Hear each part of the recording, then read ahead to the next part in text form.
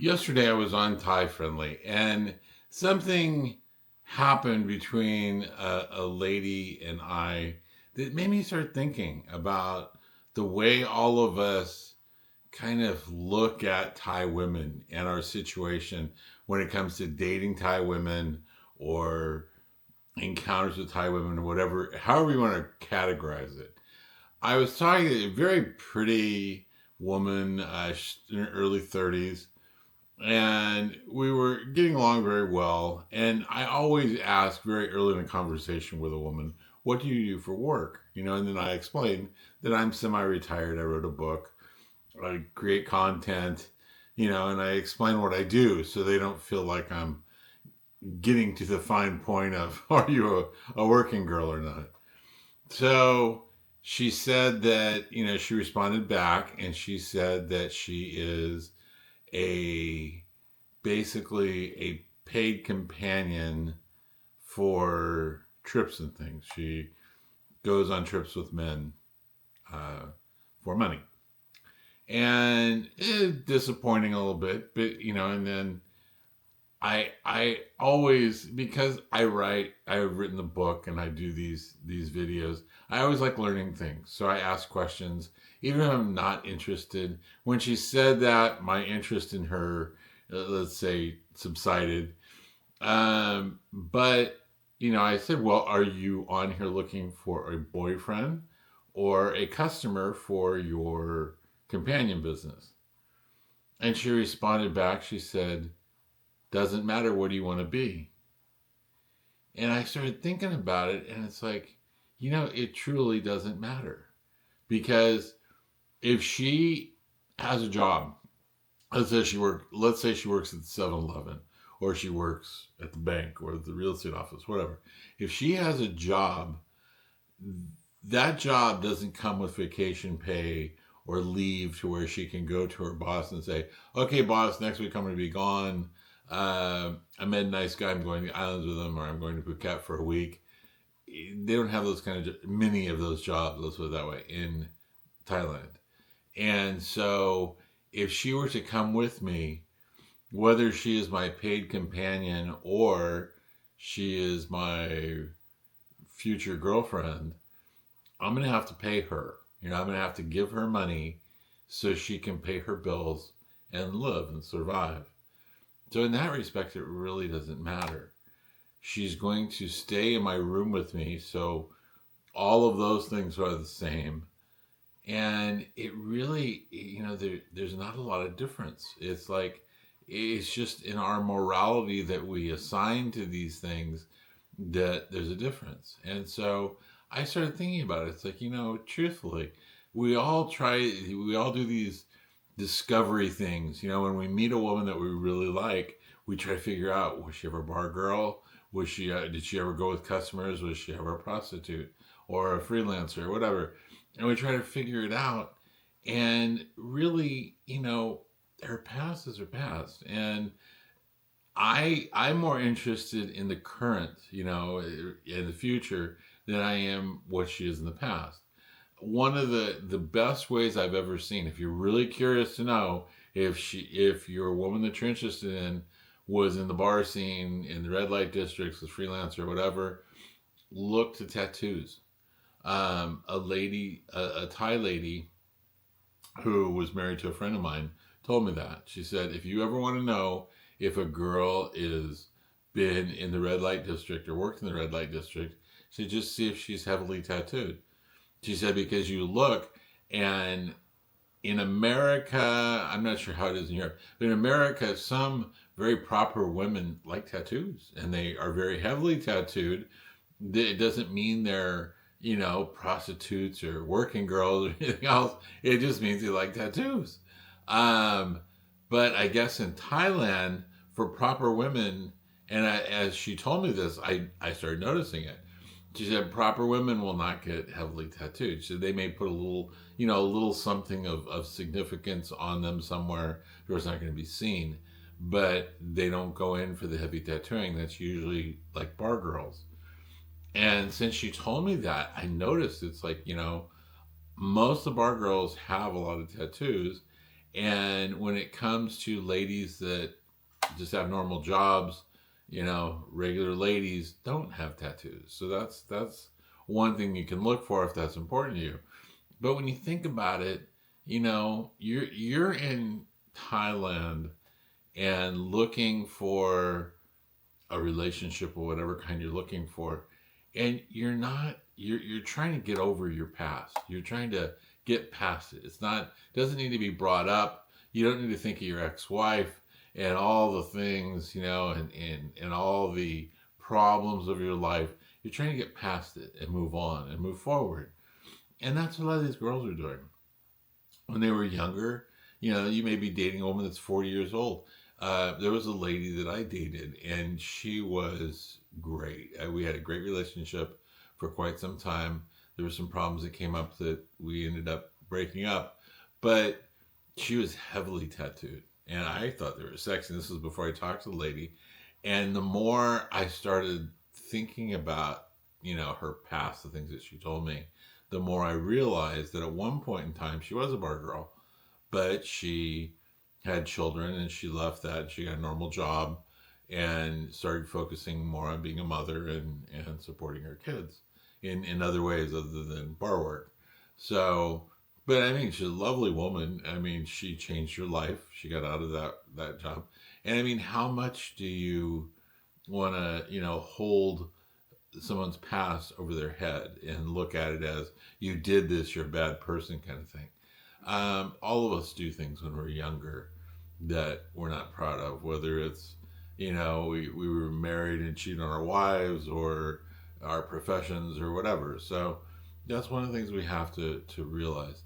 And one of the things I try to focus more on, rather than trying to figure out her past, I want to know what she's like now and in the future to come.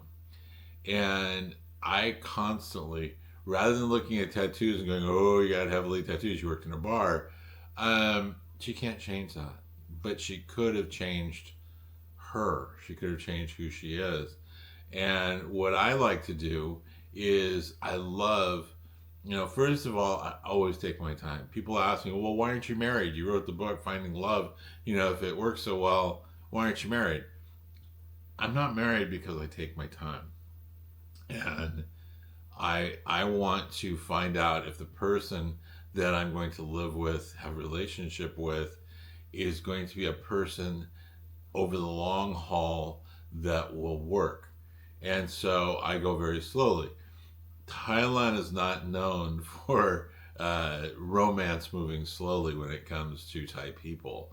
When you meet a Thai woman and she really likes you, she likes moving quick. She wants to go from first date to I love you to when am I getting a ring pretty fast. That's not me. I'm talking before I would ever think of a long-term relationship to where my lifestyle could be severely, hampered.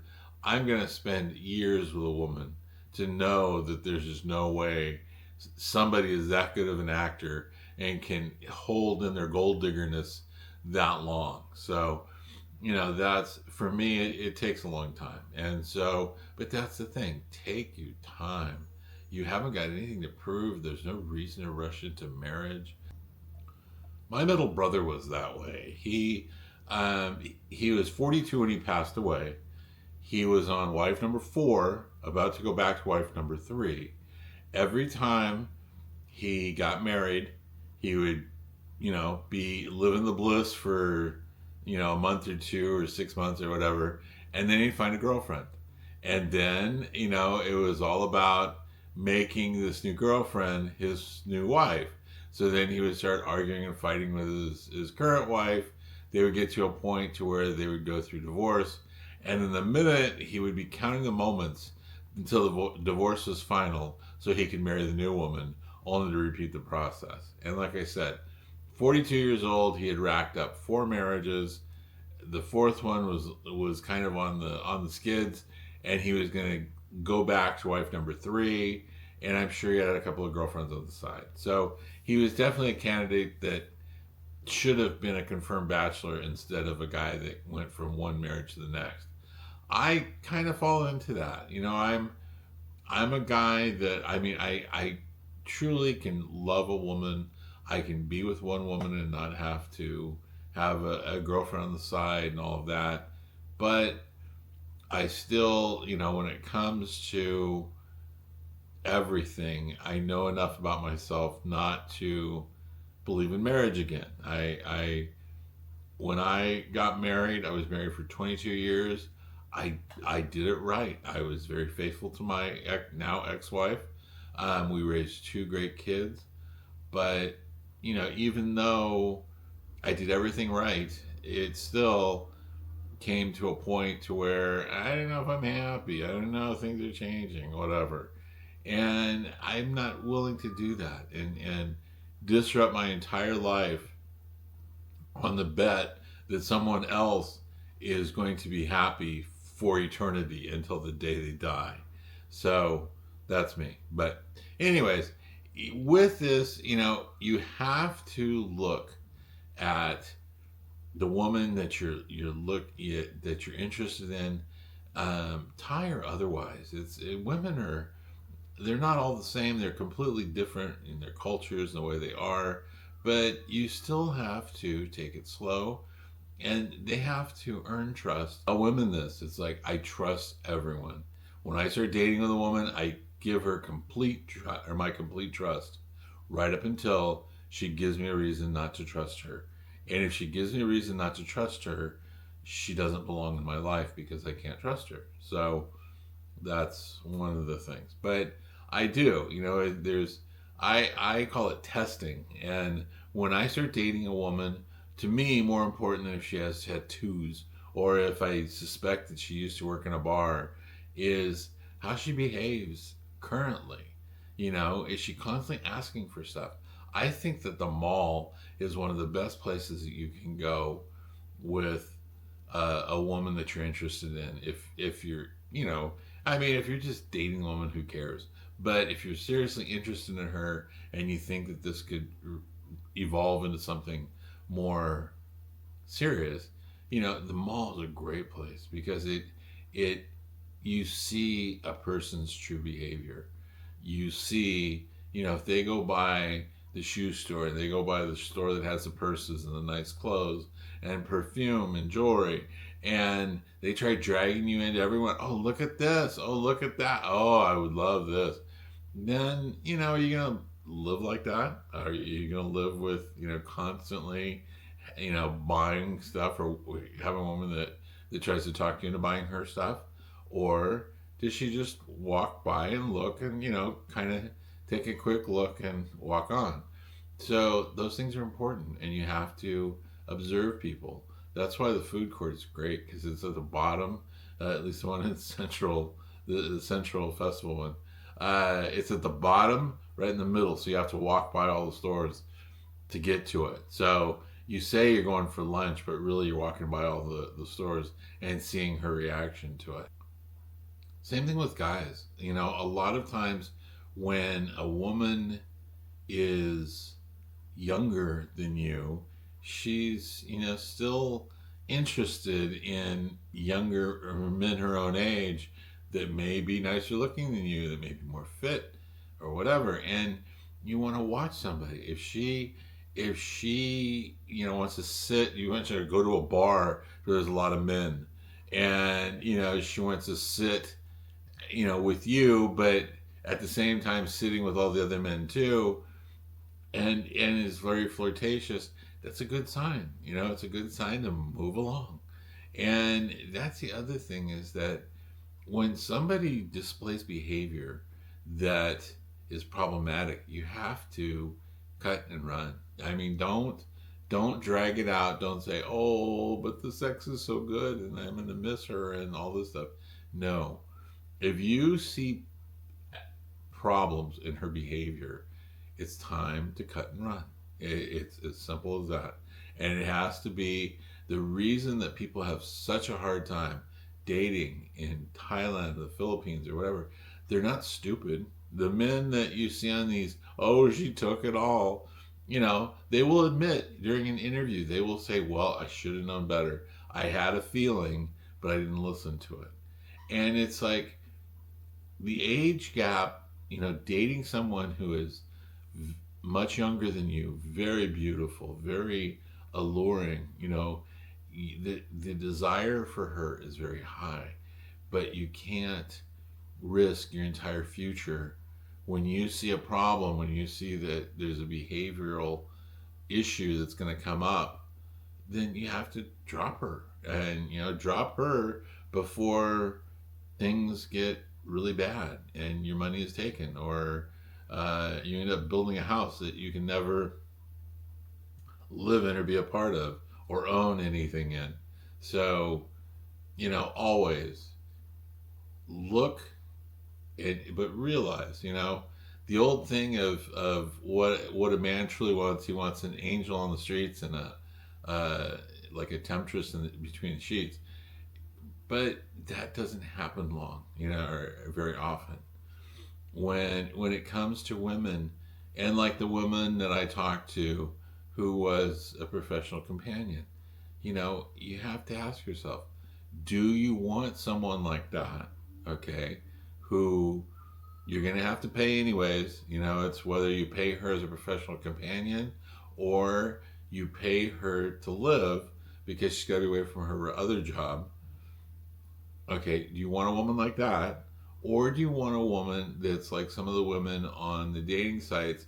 Oh, friends first, no sex until after marriage. Is that the kind of woman you want to take to the islands? I don't think so.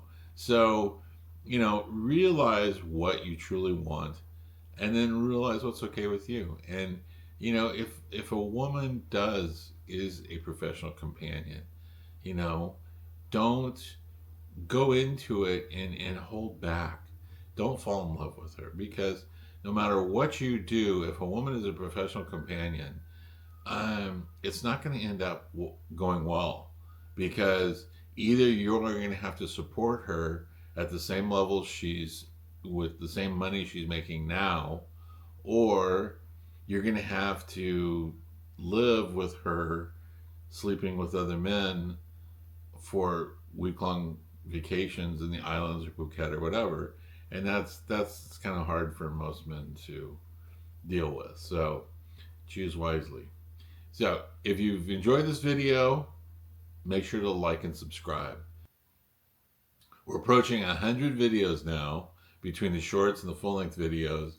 So there's everything from traveling, red light district, love, lust, everything you can imagine. So please subscribe. If you're looking for my book, you can find that at Amazon.com.